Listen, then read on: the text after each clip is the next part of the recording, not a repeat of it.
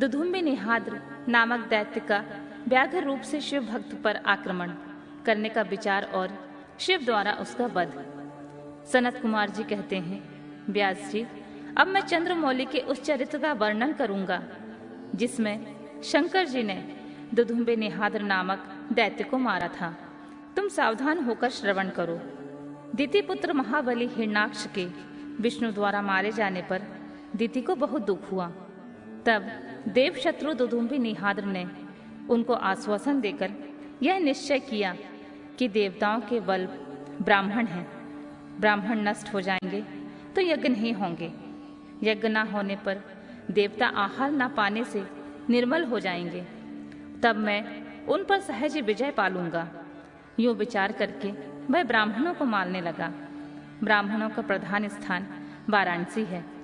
यह सोचकर वह काशी पहुंचा और वन में वनचर बनकर समिधा लेते हुए जल से जलचर बनकर स्नान करते हुए और रात में व्याघ्र बनकर सोते हुए ब्राह्मणों को खाने लगा।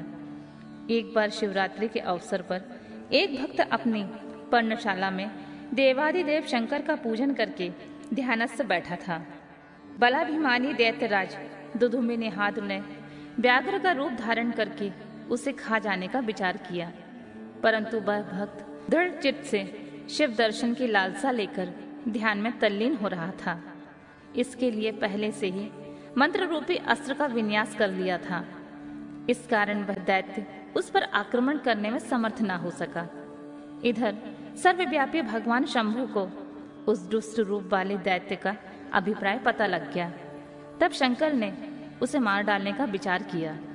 इतने में जो ही उस दैत्य ने व्याघ्र रूप से उस भक्त को अपना ग्रास बनाना चाहा, त्यों ही जगत की रक्षा के लिए मणि स्वरूप तथा भक्त रक्षण में कुशल बुद्धि वाले त्रिलोचन भगवान शंकर वहां प्रकट हो गए और उसे बगल में दबोचकर उसके सिर पर वज्र से भी कठोर घूंसे से प्रहार किया।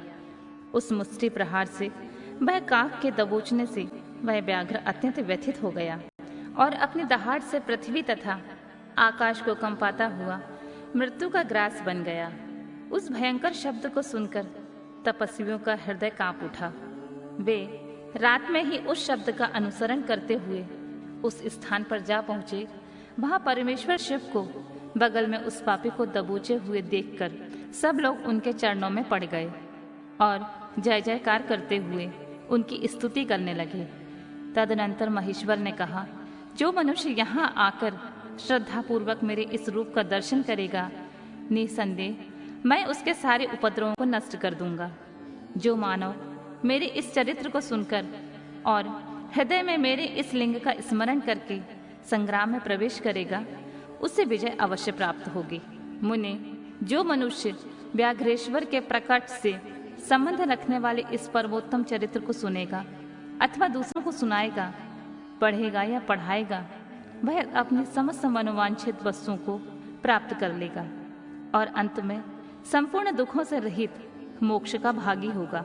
शिव लीला संबंधी अमृतमय अक्षरों से परिपूर्ण यह अनुपम आख्यान स्वर्ग, यश और आयु का देने वाला तथा पुत्र पौत्र की वृद्धि करने वाला है।